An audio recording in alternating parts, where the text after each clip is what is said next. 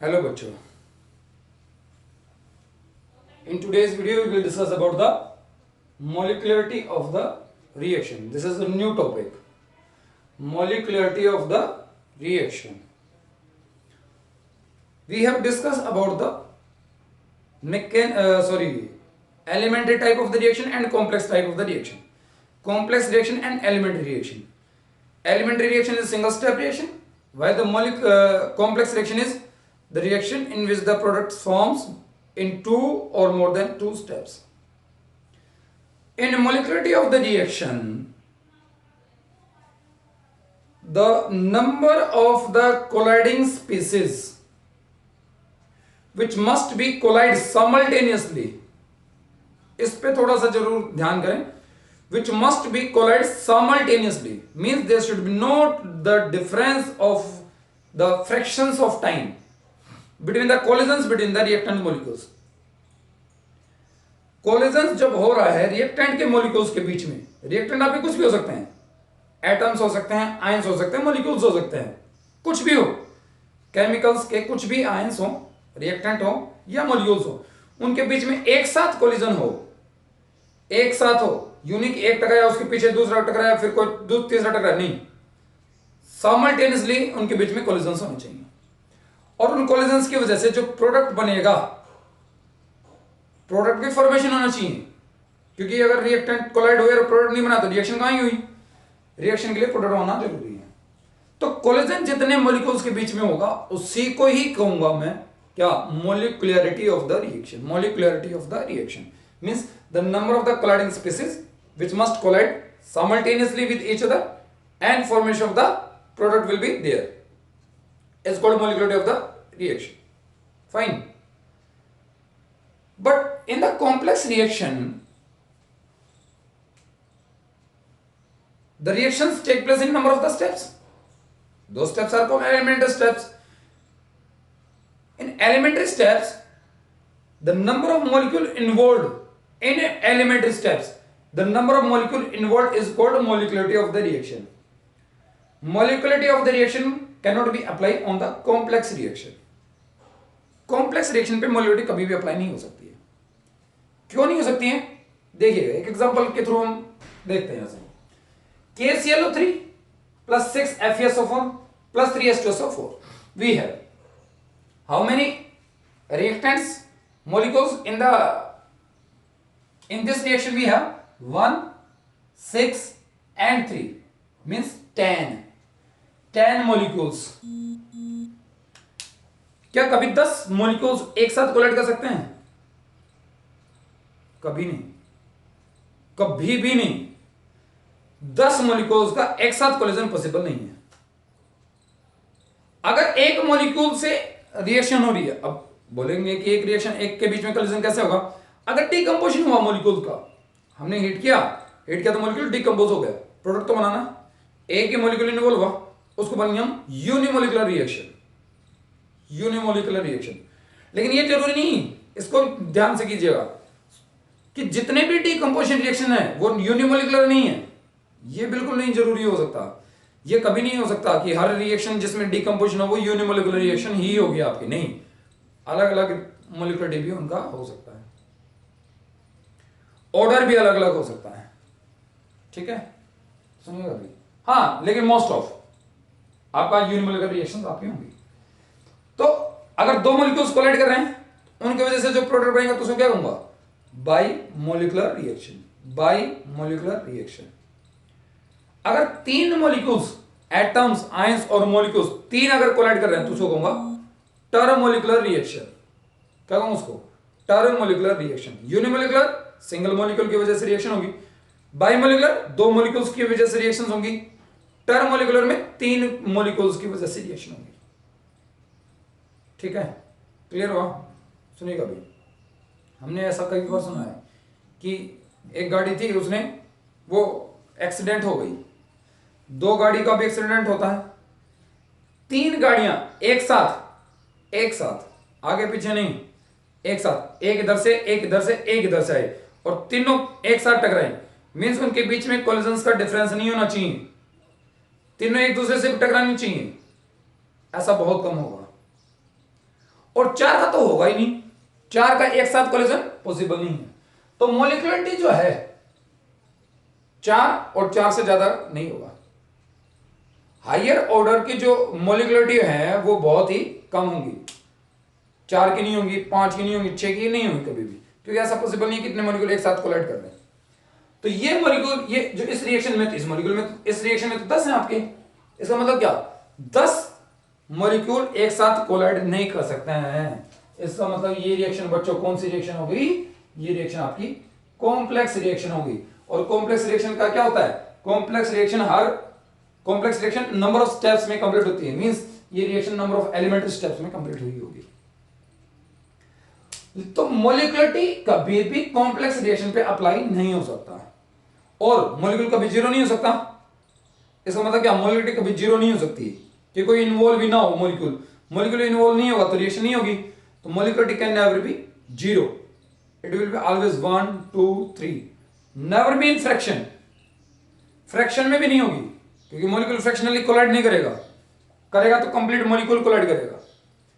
आगे बढ़िएगा, अब देखिएगा हमने पहले भी डिस्कशन किया था स्लो स्टेप का, लेकिन अभी हम फिलहाल डिस्कशन कर रहे हैं mechanism of the reaction, mechanism of the reaction. ठीक है, सपोज कीजिए डिकंपोजिशन किया हमने किसका, H2O2 का अल्कलाइन मीडियम में किया, आयोडाइड आयन कैटलिस्ट है, मींस H2O2 का कैटलाइजेशन किया आयन नेगेटिव की प्रेजेंस में अल्कलाइन मीडियम में, then we get the H2O plus में O2, but in this we have two molecules, clear, with respect to H2O2, with respect to H2O2 means can we say the molecularity of the reaction is 2 with respect to H2O2? No, नहीं कहेंगे हम। क्यों? क्योंकि जब तक हम इस reaction का ये पता नहीं लगा लेंगे कि ये कौन से टाइप की रिएक्शन है, कॉम्प्लेक्स है या एलिमेंट्री है। अगर ये कॉम्प्लेक्स हुई तो कैसे लगाएंगे, नहीं लगा सकते हम तो कॉम्प्लेक्स पे, हम किस पे लगा सकते हैं, molecularity of reaction elementary steps पे।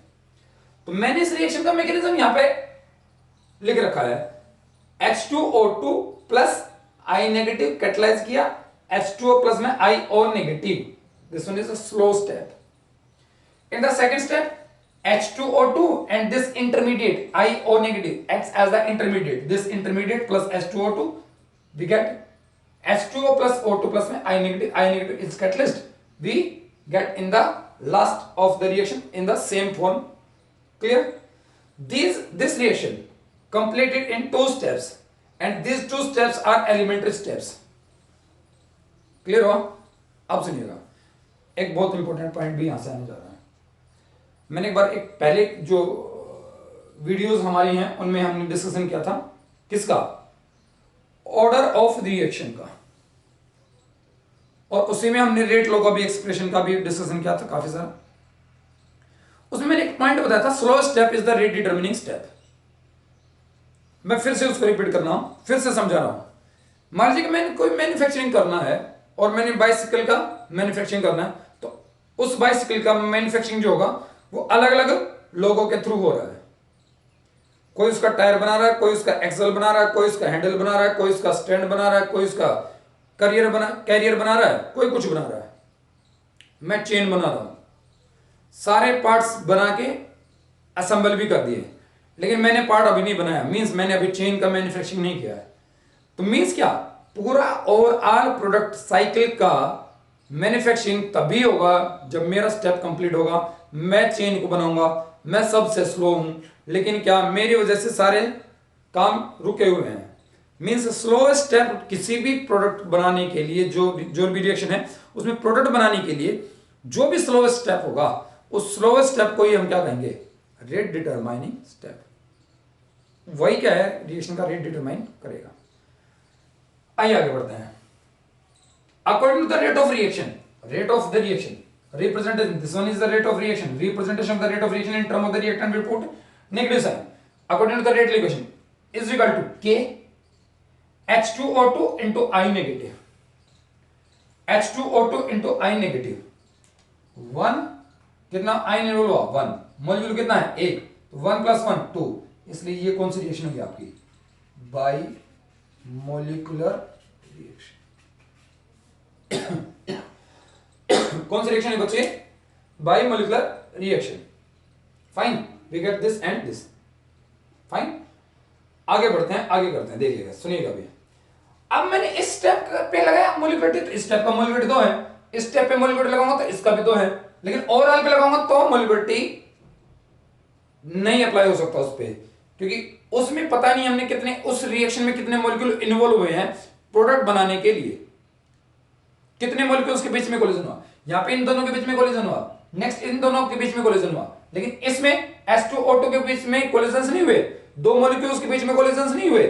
तो यहां पे एलिमेंट्री रिएक्शन पे ही हम क्या कर सकते हैं, मोलिकुलरिटी अप्लाई कर सकते हैं। लेकिन क्या ऑर्डर ऑफ रिएक्शन तो कॉम्प्लेक्स पे भी अप्लाई करते हैं? बताओ, एलिमेंट्री रिएक्शन पे क्या अप्लाई करते थे हम? Law of mass action. तो ये एलिमेंट्री है, मैंने law of mass action apply कर दिया, तो H2O2 की पावर, मैंने कहा था क्या लॉ ऑफ मास एक्शन में LMA में क्या जो रिएक्टेंट का जो कोफिशिएंट है वो उसकी पावर में जाता है, तो कोफिशिएंट पावर में चला गया, तो कोफिशिएंट को मैं अगर जोड़ दूंगा तो वो क्या हो जाएगा, उस एलिमेंट्री स्टेप का ऑर्डर ऑफ रिएक्शन हो जाएगा, उस एलिमेंट स्टेप का क्या हो जाएगा, ऑर्डर ऑफ रिएक्शन। तो इसका ऑर्डर कितना हो जाएगा, सेकंड ऑर्डर रिएक्शन। मॉलिक्यूलरिटी भी 2 है, ऑर्डर भी 2 है, ठीक है।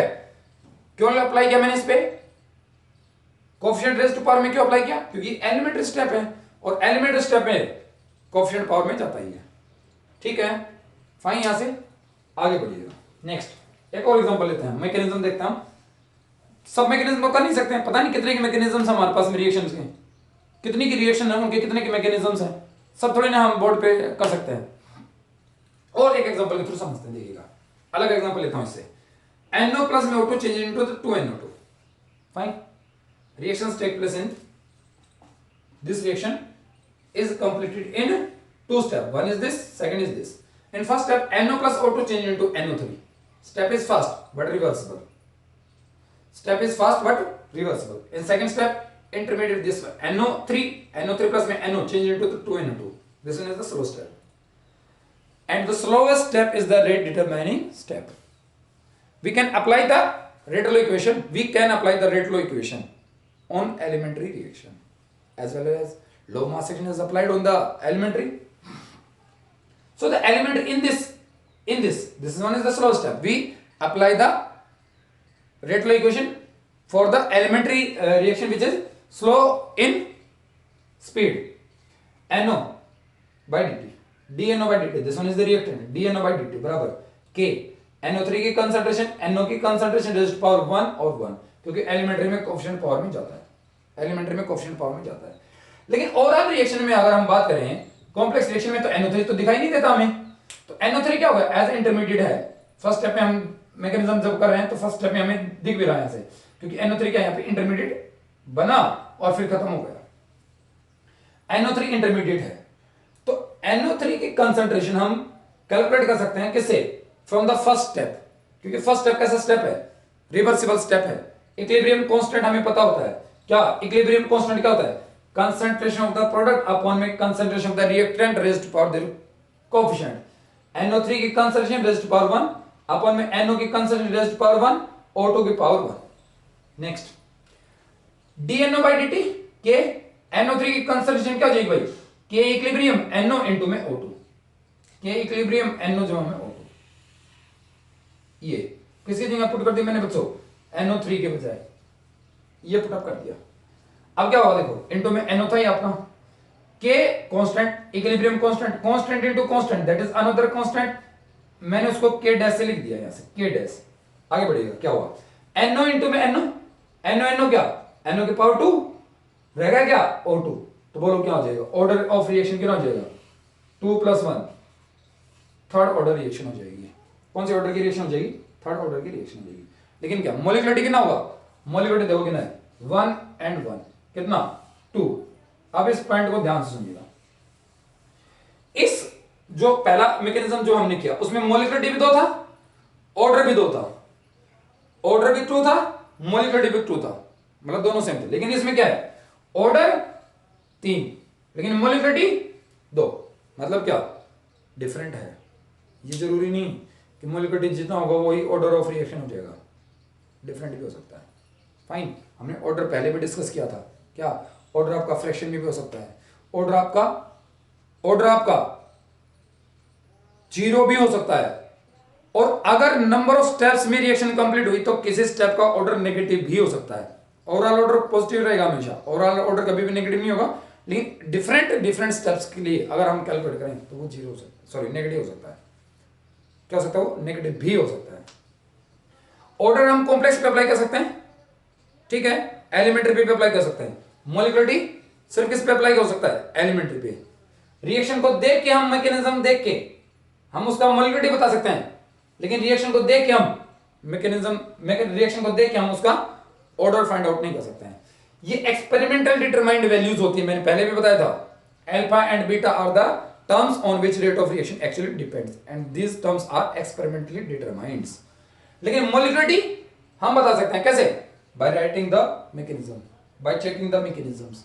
जो स्लो स्टेप होगा उसका मॉलिक्युलरिटी हम देख लेंगे, फास्ट स्टेप होगा उसका भी मॉलिक्युलरिटी हम देख लेंगे, क्योंकि एलिमेंट्री स्टेप पे अप्लाई होता है। Fine, clear? ये चेंज हो सकता है with pressure and with temperature, ये चेंज नहीं होगा। ये टेम्परेचर और प्रेशर पे इंडिपेंडेंट होगा।